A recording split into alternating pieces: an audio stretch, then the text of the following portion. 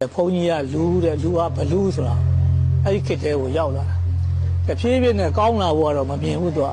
ဗုဒ္ဓမြတ်စွာသာသနာတော်ရဲ့ထုံးစံအရကိုသူကဆုတ်ကပ်ပဲလူတွေရဲ့တက်တန်းကလည်းတဖြည်းဖြည်းဆုတ်တယ်လူတွေရဲ့အသိဉာဏ်နေတာလည်းဆုတ်တယ်လူတွေရဲ့ကိုယ်ကျင်တရားတွေကလည်းအကုန်ဆုတ်တာစားမှမဖတ်ကြပဲကိုအလိမ္မာစာမရှိသည်ဆိုတာတွေ့လိမ့်မယ်လေဆောင်းပုံလေးဟုတ်တယ်မလားဟုတ်ကိုအလိမ္မာစာမရှိတာလေစာဖတ်မှကဘာပေါ်မှာစာဖတ်ဆုံးနိုင်ငံဟာအိန္ဒိယနိုင်ငံလို့ကြားဦးတယ်ဟုတ်တော့တယ်ဘုန်းကြီးကနိုင်ငံသားမှာတိဟိလင်္ကာနိုင်ငံမှာ9နှစ်အိန္ဒိယနိုင်ငံမှာ3နှစ်ဘုန်းကြီးနေဦးတယ်ဟုတ်တယ်ကလေးလေးတွေကလေ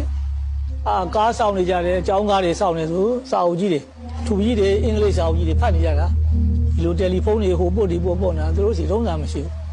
ကိုယ်နိုင်ငံနဲ့ခင်ပြီးတဲ့နိုင်ငံတွေပဲစာတွေဖတ်တယ်စာအုပ်လည်းကဘာပေါ်မှာဈေးချိုဆုံးနိုင်ငံပဲအိန္ဒိယနိုင်ငံတကယ်အဖိုးတန်စာအုပ်တွေဆိုဈေးချိုချိုလေးတွေသိပ်ပေါ်တာဗမာနိုင်ငံကိုစဉ်းစားကြည့်ပေါ့